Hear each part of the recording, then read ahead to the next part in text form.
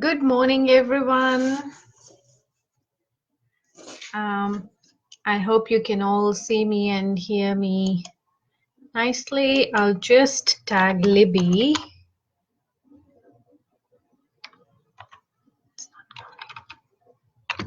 Should have done that before. Forgot. Yeah. All good. So, hello, everyone. Welcome to the Masterclass on meditation. And I would really like to share some of the things with you, and especially about how to choose the technique. And we have, as you all know, I'm an Ayurvedic practitioner, and we have the Ayurvedic body types that really influence the style of meditation that we might choose. So I'm going to talk a lot about this. I will just start with a little story of how I started meditation. So when I was 14, a Reiki master came to my house to give a healing to my dad, and he mentioned seeing a spiritual guru at that time, and I was very excited about it. And I was like, it is possible to gain access to the energy fields and to be able to see other people. So I started sitting in meditation without knowing what I was doing, and I would just sit and try to feel something, try to see something, and I would see the colored clouds and feel the sensation of warmth, which are all like beautiful feelings to know that, okay, I'm on the right path.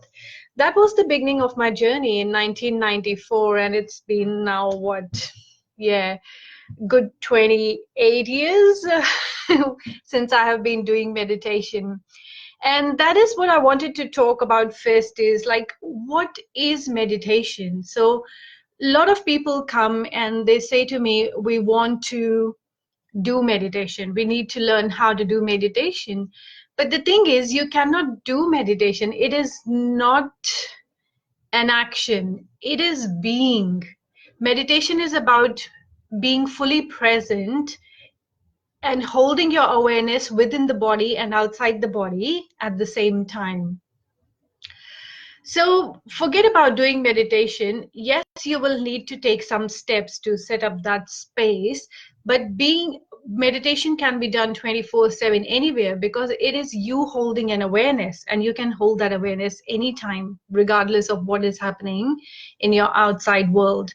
And that is what I love about meditation. It is like an evolving entity. It changes with you. Meditation can never be the same, because you are not the same person. So for me, I have had my daily devotional practice for so many years, like I told you, since 94. But sometimes for a few months it stays the same technique, and then it changes, it evolves. As I change, it changes, and every day is a different experience. And some days, if lots of things are going on, you might feel like getting up after 5 minutes. Some days you can sit for 3 hours. So it's not in the technique, it is in you being aware of what's happening. Yes? So this brings us to the good question. What is the point of doing meditation? Why are we doing that? Yeah. There is, if you like, an inner world and an outer world. The outer world is outside your body, where you are engaging with it through your senses, 5 senses. You're getting inputs and you are giving inputs back to this world. You are interacting with this world constantly. There is an inner world which, unfortunately, we forget to connect to. And there is a lot of information in that inner world regarding who we are, what our behaviors are, how we are responding to the situation. But if all the energy is focused outward, then we do not have time to get important inputs or basic insights from this inner world.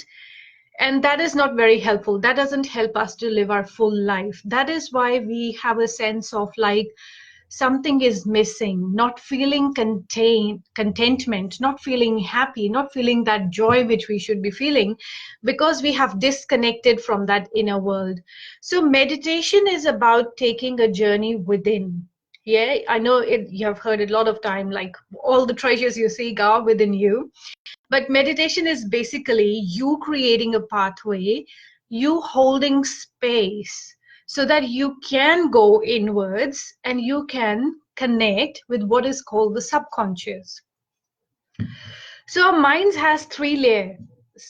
The first layer is the conscious mind, which engages like 5% of our brain. Conscious mind is what we do with full awareness. But most of our behaviors, our responses are determined by the subconscious, which is like a huge iceberg under the sea. And if we are not aware of what motivates that subconscious, then we feel powerless. You know, so many of us, how many times have we promised, okay, tomorrow morning I'll wake up and go for a walk for 30 minutes. And the next day morning comes and you roll over and you say, oh, maybe I'll start from tomorrow. Or we might be thinking about changing our diet, or we might be thinking about engaging in a creative activity. But in what our conscious mind thinks and says and what actually happens, there is a gap. So when you start bringing your awareness into like what I thought I did not do, where is that gap coming from? That gap is coming from the fears you are holding in the subconscious, because they are holding you tight, that you cannot feel as free to do what you want to do. Yeah. So in the Indian culture, one of the signs of being spiritually awakened is that they have got like whatever they say comes true, which that means is that there is no shadow, no fear in the subconscious, and hence whatever they think, they create. Which is, if you would like to think, if you believe in God or not, but it is almost like God saying the word and the world being created.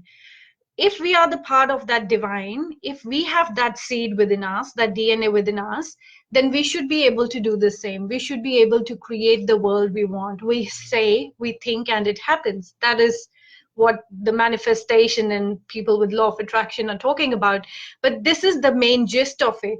The more you are aware of your subconscious and you have cleared the shadows, when the intention arises in you, it happens effortlessly.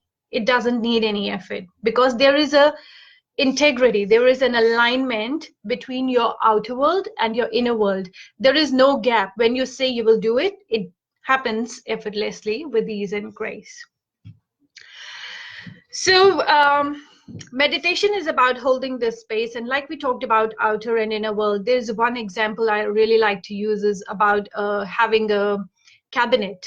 So every time you have an interaction with someone and they trigger you, either you feel overwhelmed or angry or sad or jealous, whatever fear, whatever comes up that you don't want, and you do not deal with it, you're like, I don't have time to deal with this, and you just engage in the outer world. You don't reflect back on yourself why this happened. It becomes like a file, if you like, and you put that file in the cabinet because you haven't looked at it, that whether I want it or do I want to discard it, whether it is rubbish. So you are putting that file in the cabinet.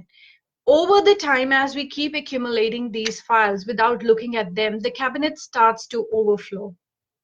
So what happens when first the cabinet starts to overflow with these files is, it has happened to us so many times, you know, when two people are in conversation and one person says something very minor, very simple, and the other person bursts like a volcano, and you say, well, your reaction is not proportionate to what I said. It was like a simple thing. Why did you react like this? What happened? That is because they haven't looked at the files in the cabinet. They're already overflowing. And when you add that one little sheet of paper to that cabinet, it all overflows. All the stuff that has been stored up, like the files, they just fall down. You know how it happens when you've stacked books and you put a little bit over it and everything topples down? That is what's happened when that volcano bursts. And it is very common with us women, because we love to store the stuff. We just like, I'll deal with the emotions later, let me just get the work done. So that is your sign. If you have been staying in a state where you are constantly irritated, if especially the kids bear the brunt, you know, because you are like walking around and they say something minor. If your cabinet was clear, you would joyfully maybe clean up the mess and be like, oh yeah, they're just being kids. But if your cabinet is overflowing, then you will be like, I just cleaned that mess. Why did you have to do it again? Yeah. So meditation is you creating time and space to pick up one file at a time, look at it, and then decide whether it belongs to you or not. Is it from someone else? Does it need to go in the trash can? Or is it something important that you need to look on or take action upon, and then you put it back? So it is like decluttering of your subconscious. Yeah. So panic attacks are when there's like overflow and then there's on top of it so many files. Now, what happens is when the person turns around, it's like, I cannot ignore this anymore. There is too much overflow of files. I need to clear this cabinet. And the person approaches the cabinet, that overwhelm that comes because they do not have the tools to deal with it. They're like, how am I going to deal with this? It's too much. It's overwhelming. There's so many files. How am I going to clear it? That is when the panic attack happens, because there is not tool. That is why meditation is so helpful in anxiety and in treating panic attacks, because in the meditation you are giving a safe space. Think of it like learning to swim in a safety of the swimming pool, right? You wouldn't go and learn swimming when the weather is bad and you are in the ocean. You won't learn it in the turbulent waves. That is not the time. You will learn swimming in the safety of the swimming pool when you know you can be yourself and learn. That is what meditation is. Every day when you carve out that time, you're learning to swim in the safe space. You're like, this is my space. I'm in holding it. I'm allowing it to be, and you deal with little by little with whatever is in your subconscious. And then when you go around in your day, when that turbulent weather comes, you are ready for it. You have got tools. You are equipped to deal with it, right? So that is how I look at meditation. It's more about creating space within yourself to meet yourself, to go deeper within, right? Now, important thing with meditation is the discipline, the daily devotion. So if you want a good, nice, strong body, you don't go to the gym for 4 days and say, okay, it didn't work for me. I don't know how people get good results from gym. It didn't work for me. It doesn't happen that way. You have to commit to 3 months, 6 months, and then you will start seeing the changes in your body, right? Same as with the meditation. If you sit one day and then you don't do it for 10 days, it doesn't have that kind of effect. You don't fast for 10 days and then eat all the food together on the 11th day, right? If you eat even a little bit every day, it sustains you, it nourishes you, it maintains you. But you can't just not do it for a long time and then do it together. Or an interesting example, you brush your teeth every day for 2 minutes, right? What is your excuse for not brushing your teeth? There is no excuse. We are so trained, so conditioned to wake up in the morning and brush our teeth. You don't think, oh, I've got my periods. Oh, I'm feeling sick. Oh, I'm feeling horrible today. Oh, I've got a hangover. I don't have time to brush the teeth. Does anyone here say that for brushing the teeth? I'm sure no one does that. We just wake up, go, brush our teeth, and it's done. This is the conditioning we want to bring for meditation. That is why I always say start with 2 minutes. You don't have to make it a huge, big chunk that, okay, I have to sit for 30 minutes or 1 hour, because that will become overwhelming. Then you won't do it at all. Promise yourself, commit to yourself that for 2 minutes every day, this is my space and I will sit in this space to go within, to discover myself, no matter what happens. And then over the time, the cumulative effect of that space starts to have effect on you, starts bringing more calmness and peace and joy. Any questions still here, please feel free to pop in the comments. And I just wanted to touch base with some of these things before I go on to the body types. So with the meditation, like we talked about the self-discipline and putting time aside every day to do it, it's better to do it 2 minutes every day rather than to not do it for the whole week and then sit for 2 hours. Now we come to how to choose the technique. How do you set that ambience so that you can have a good experience in meditation, so that it can be valuable to you? Now, yeah, sorry, that's my phone call ringing. Yeah. Now, you have heard of different techniques of meditation. You have heard me talk about Ayurveda, the different body types. Now, what happens? We have all got the 5 elements. The predominance of those elements impacts our physiology, like why do we behave in the way we do? How do we respond to situations? How do we digest information, right? Based on that, I have found that the meditation techniques have to suit that body type. In the end, it doesn't matter what body type is, because when you get to that point where you can connect with your inner world, it doesn't matter what technique you use. It just happens automatically. But to get to that point where you can feel that, yes, it's having an effect, I'm getting, if you want to have a spiritual experience or just feel calm and peaceful, you have to take certain steps. You have to have a technique, a roadmap, which will help you get there quicker. So the first combination is of air and space, which we call the Vata type. So Vata type people by nature, they are like, think of the air. They love traveling, they love talking, they love making friends, they love dancing, singing. They are creative. They can be very visual, but they can be very auditory. They engage with all the senses very much. And they have a tendency to sometimes move from one thing to the other. So it's like, I'll start this project and it's like, oh no, that one looks better, oh no, that one looks better, and just leave it undone and move on to the next one. So you can see, for this kind of personality, it's very hard. If I say you have to sit in stillness for 10 minutes, that's not happening. Even if I say sit in stillness for 1 minute, some of you will notice, if you set a timer for 1 minute, after 20 seconds you will be like, did I leave the door open? Maybe I needed to answer that. I forgot to send that email. Somebody is knocking. My nose is itching. I can't sit straight. Oh, I need to go to the toilet. I forgot that. I'm feeling thirsty. Yeah, that's the mind for you. It will give you like so many things in the first 20 seconds that you will feel tempted to get up.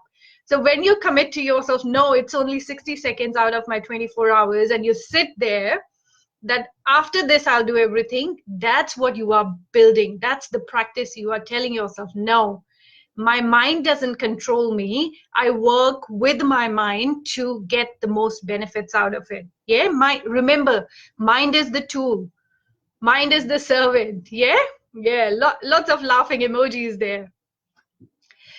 So you can imagine, for this body type, if you start to say, I'll sit in meditation for 30 minutes, that wouldn't work.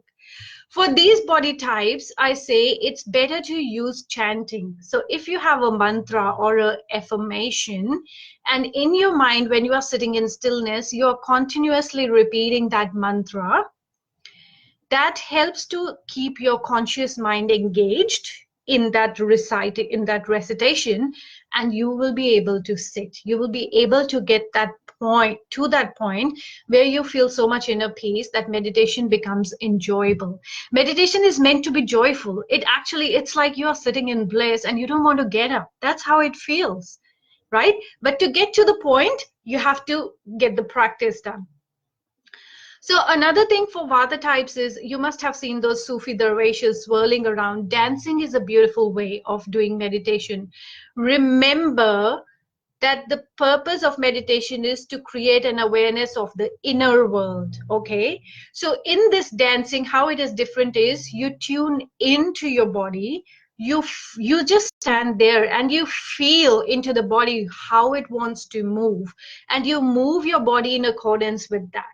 It is also a beautiful way of expressing the emotions. If you're feeling the anger or you're feeling the sadness, if you just play on that music and then move your body in tandem with it, in rhythm with it, you will find you start feeling lighter and you feel joyful, you feel blissful, right? So dancing or walking meditation is perfect. In the beginning, you can go in the nature. Nature means it's like earth, and if you have a lot of air and you have earth to ground, that helps to hold the air in space. So walking with awareness, being aware of how your feet are moving, how you're putting your feet, how you're moving your legs, where are your arms, what are the sounds you are hearing, how is your breathing, then it becomes a walking meditation. It's not that you're engaged in the outer world looking at the trees and people. It's like you're in the inner world, this is how my breathing is going, this is how my skin is feeling, this is how my body is moving, then it becomes a walking meditation, right? So for Vata type people, the purpose, as you see, the purpose is to engage the conscious mind in such a way so that it gets out of the way, and then you can access your inner world with ease, right? So it's harder for the Vata types in the beginning to get to that point, but it's possible. And you can use all these techniques, use the creative things that come. Another thing is the devotional singing, the kirtan. The kirtan can be a beautiful way of getting, if you just chant to the music again and again and again, and you use your voice and you say that, you get into that devotional bliss. You're like completely blissed out. Yeah. So I don't know how many of you have attended Kirtan. I have attended lots of Kirtan and I love them. Just singing the chants, and it's like your conscious mind is away and you're just aware of the inner world, right? So for the Vata types, movement is important. Bringing stillness is a bit tricky.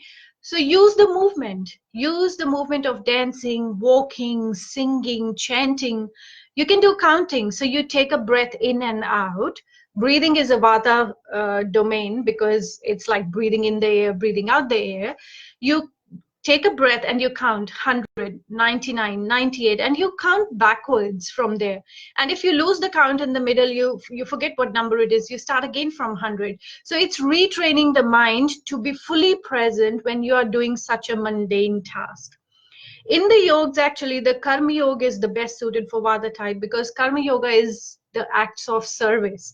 In doing things, the air gets engaged. Yeah.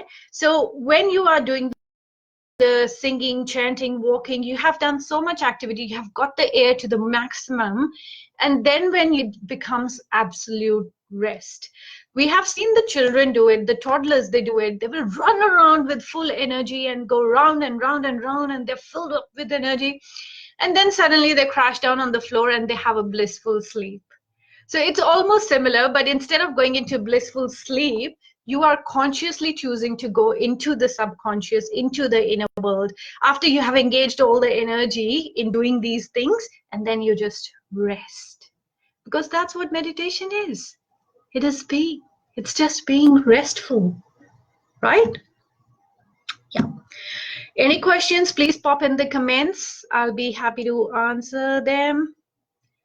Oh yeah, I've got comments here.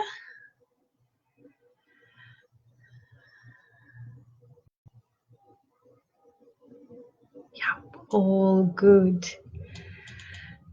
Yeah. Yes.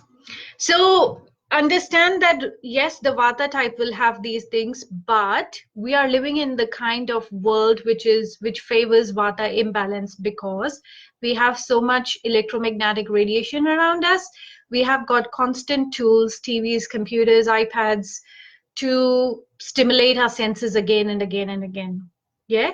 So even if you are not Vata type, we are all very prone to Vata imbalance. And we have created a lifestyle of stress where we are constantly stressed. And our sleep patterns have completely gone off rhythm with the nature. We are meant to sleep with sunset and rise with sunrise, but because of the artificial lightning, we are like staying awake for longer times.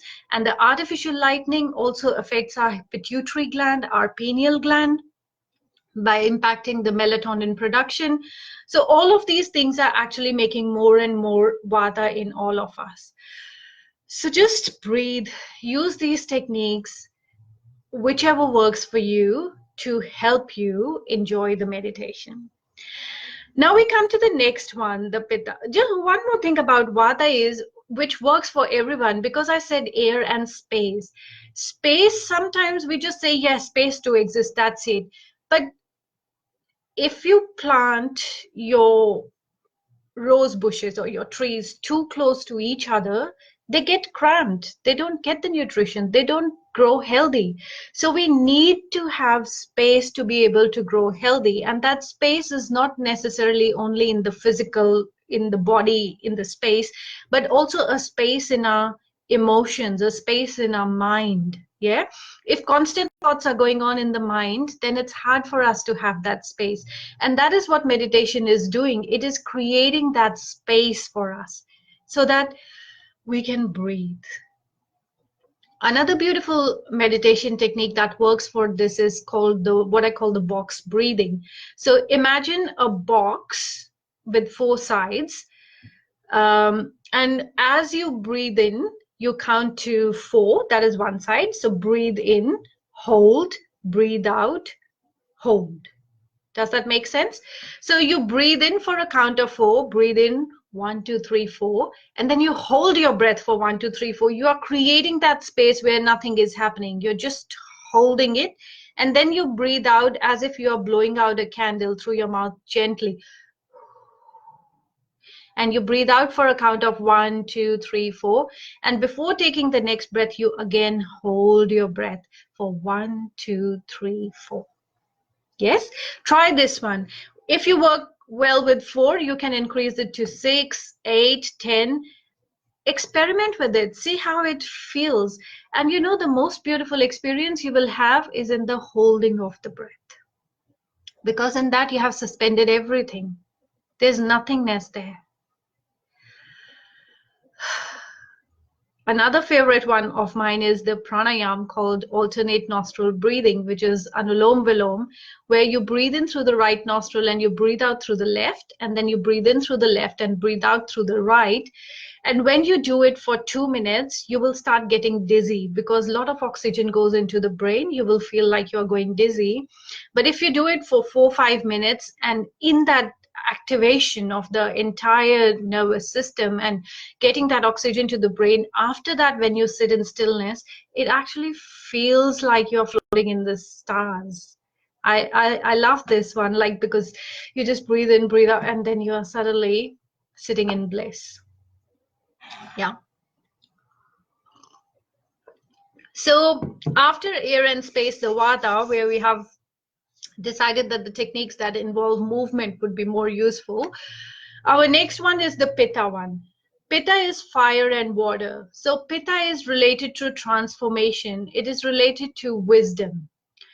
Pitta types usually have a very logical, analytical mind. They want explanation for everything. In the shadow form, they love arguments and debates. We all know one family member or friend who will argue without reason. Like, no matter what you say, they'll be like, but why? Why is this way? Why can't it be the other way, right? These kind of people make actually very good lawyers, advocates, and they're very good with numbers, so they make good accountants as well. I did a talk at NAB, and 80% of the employees there were Pitta predominant. No surprises there. So for the Pitta type, they usually have a tendency to question everything. They might choose to say atheist for a while, but it is said that once they are converted, they become like loyal like anything, right? So for the Pitta, because their mind has a tendency to question anything, and they love to organize things. They love to organize things in order. So they will have like different paper clips for different kind of documents or different colored folders. They are like super organized people. When they sit in, if I say to them, you have to sit in meditation, sit in stillness and breathe, that won't work for them because their mind will be constantly asking questions. Why am I sitting in stillness? What will this do to me? Why do I need to breathe? Why do I need to count when I'm breathing? What is supposed to happen? Is it happening or not? You get the gist, right? This is what's happening in the mind of the Pitta because it's very inquisitive.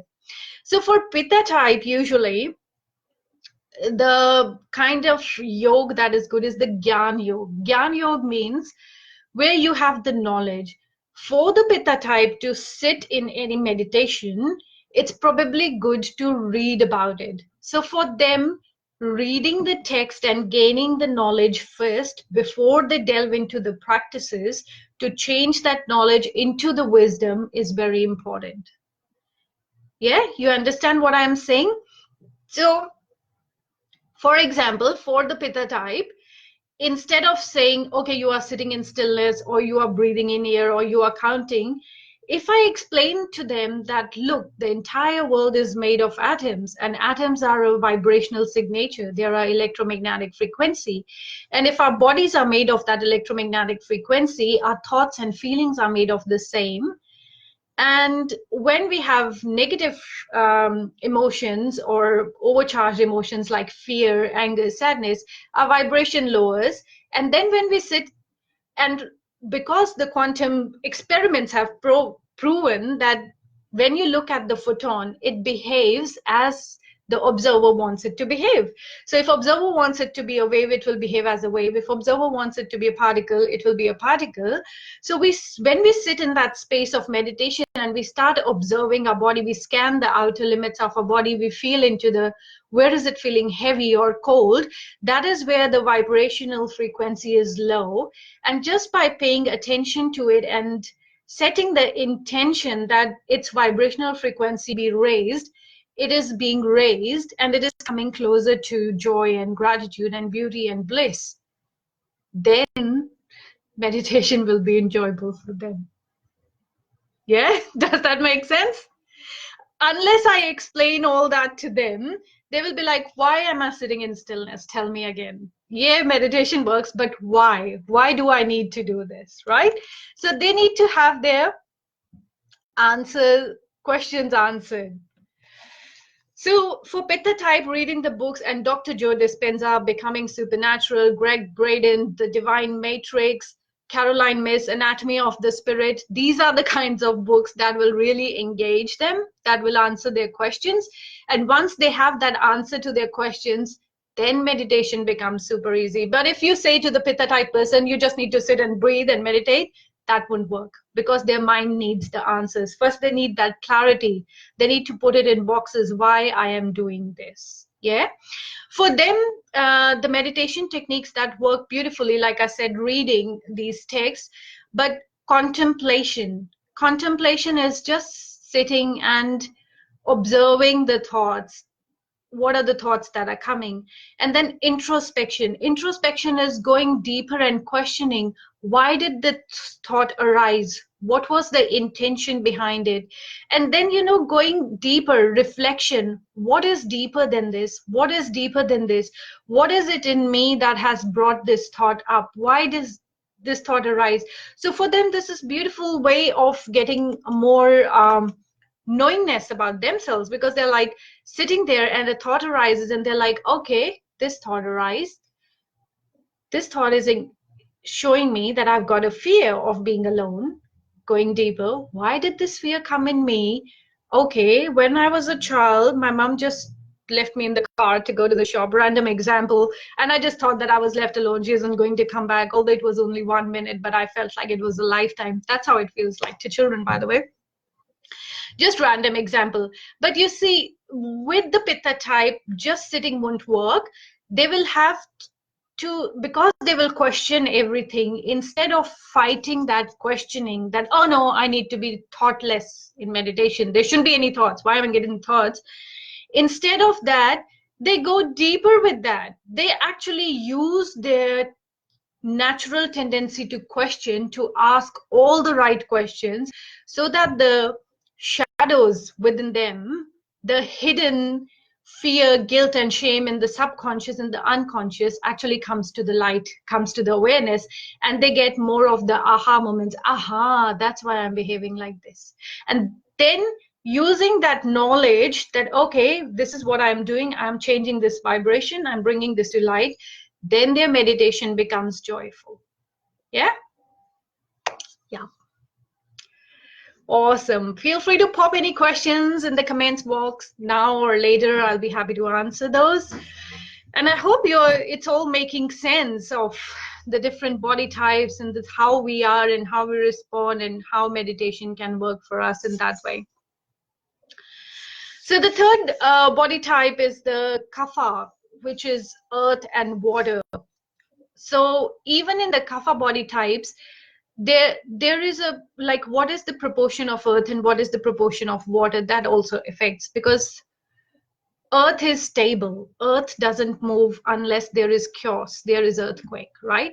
So when the earth starts moving, then goddess Kali is present with her destructive forces, turning the earth around. But earth is very stable.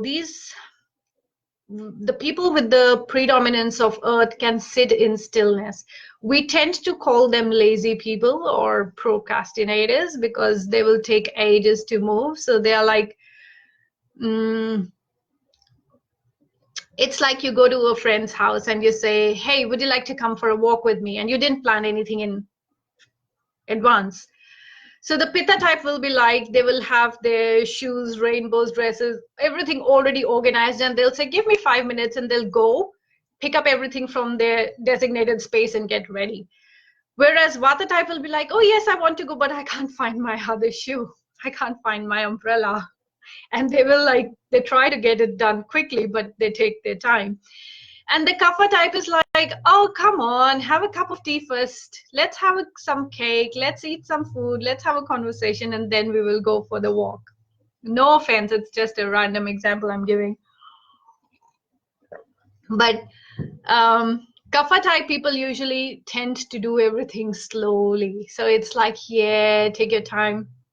That is why it's important to know, because, you know, imagine what will happen if a Pitta type parent had a Kapha type child. That would be complete disaster, because Pitta type parent would be so organized and wanting to get everything done in time, and the Kapha type child is like, oh yeah, whatever. So relaxed. Yeah, that would be the morning problems. Get ready for the school now. I digress. Okay, coming back to the thing. So earth, we know, stays stable. They are okay to sit in the stillness. Now, here is where you have to know what kind of stillness it is. There is a difference in stillness. So in Ayurveda, the mind has qualities sattva, rajas, and tamas. There is two kinds of stillness. There is a sattvic stillness and there is a tamasic stillness. Tamasic stillness is the stillness of a rock. Tamasic stillness is the stillness of the stone just sitting there. So it seems like it has been sitting still for ages. It didn't move. It seems like it's in deep meditation. But nothing is changing inside. Yeah? Inside, the heart is still holding onto all the grief. It didn't change. It didn't bring any change. It didn't bring any evolution, right? So for the Kapha types, although it is easier to sit in stillness, they have to be very mindful that it has to be a sattvic stillness. Like we say, how do we say that? The very pregnant, potent darkness of the womb, where there is stillness, but there is infinite possibilities for creation to happen. So it is a stillness in which there is more devotion, there is more evolution happening. You are not just sitting still like a stone, because that will serve nobody. It doesn't help.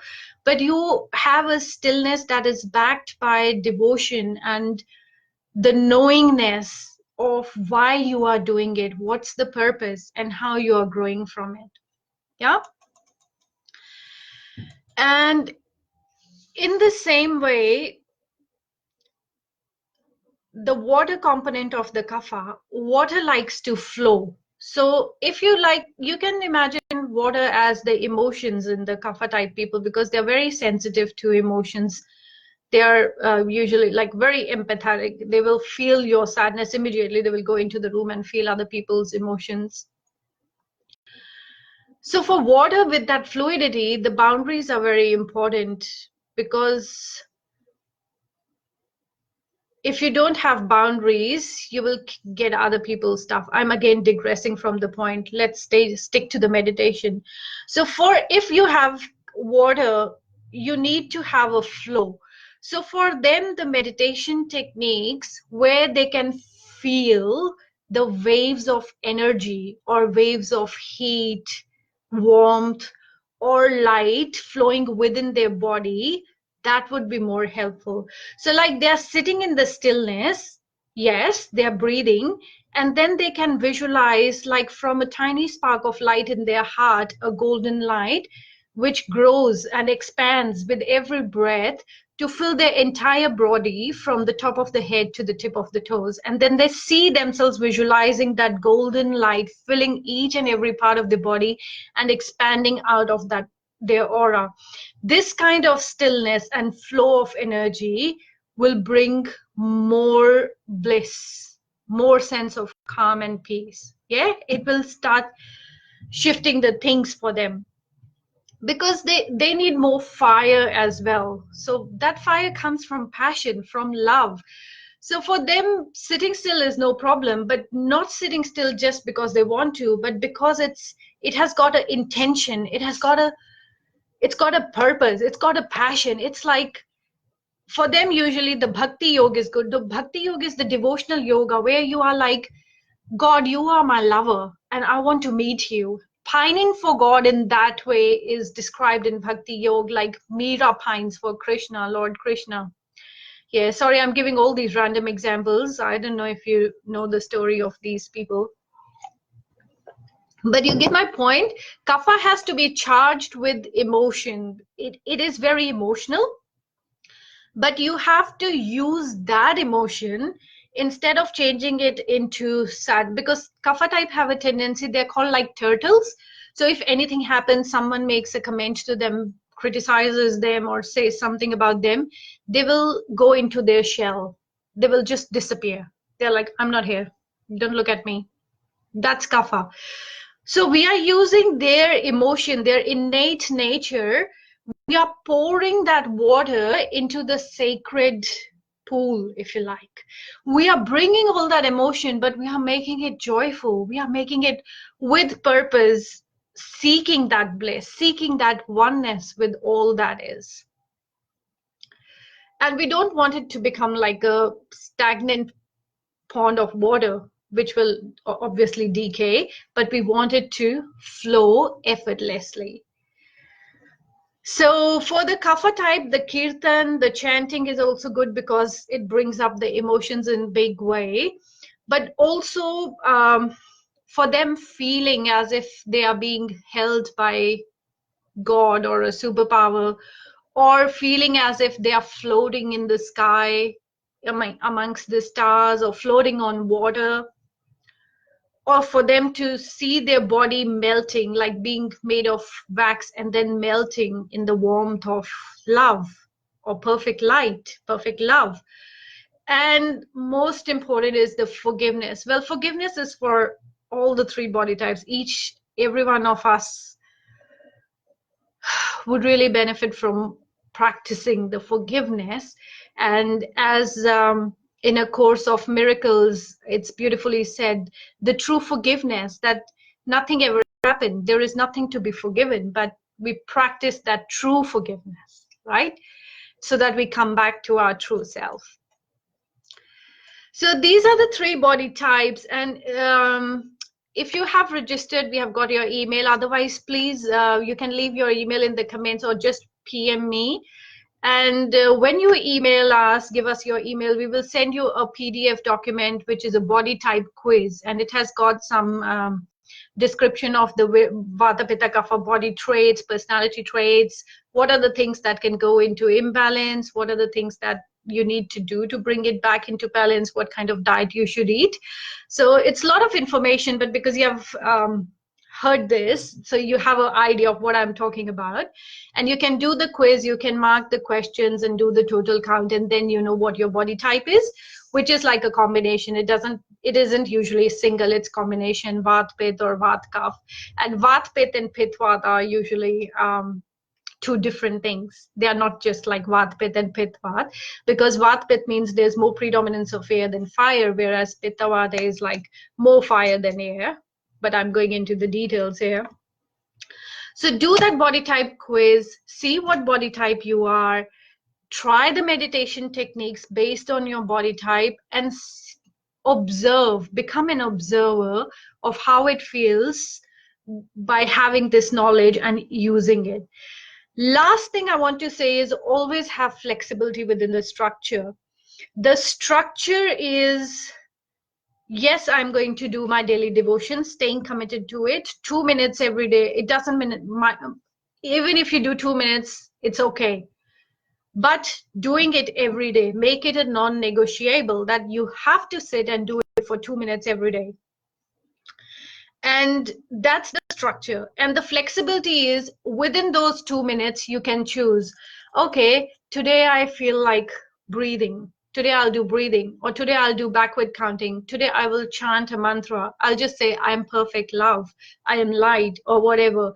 Or you can, another thing I forgot to mention is for some people, guided visualizations work nicely. So there's Insight Timer and other apps where people can take you on a journey, yeah, which works in the beginning, but in the end you are taking yourself on the journey, so you should be able to guide yourself.